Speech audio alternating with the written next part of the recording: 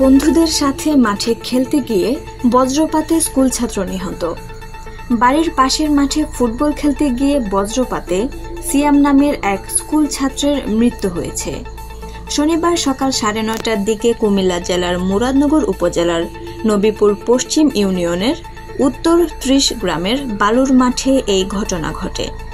নিহত কিশোর উত্তর 30 গ্রামের মোহাম্মদ হুমায়ুন মিয়ার ছেলে ও কোম্পানিগঞ্জ বদিউল আলম উচ্চ বিদ্যালয়ের 9ম শ্রেণীর ছাত্র। জানা যায়, শনিবার সকালে বাড়ির পাশের মাঠে বন্ধুদের সাথে ফুটবল খেলতে যায় সিয়াম। খেলা চলাকালে 9:30টার দিকে আচমকা ঝড় বৃষ্টি ও বজ্রপাত শুরু হয়। এ সময় বজ্রপাতের কবলে পড়ে কিশোর সিয়াম গুরুতর আহত হয়। এই সময় সহপাঠীরা তাকে উদ্ধার করে উপজেলা স্বাস্থ্য কমপ্লেক্সে নিয়ে গেলে কর্তব্যরত চিকিৎসক পরীক্ষা নিরীক্ষা করে তাকে মৃত ঘোষণা করেছেন।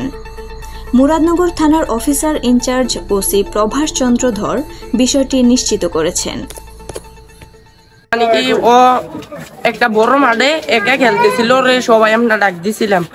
জেলবা ঠেডাটা পড়ছিল, হেলবা হালকা হলো বাতাস লাগছে, কোনারাত কেক দেখছিলাম না আপনার, আমি একা দেখছিলাম। সবাই ডাক দিছি, কেক পাইছিল না।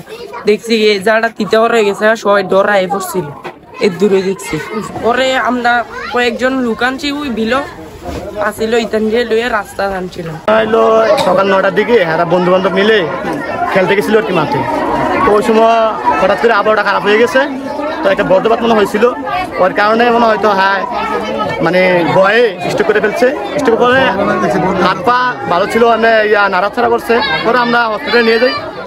হসপিটালে নেওয়ার পরে ডাক্তার ওকে মৃত ঘোষণা করছে।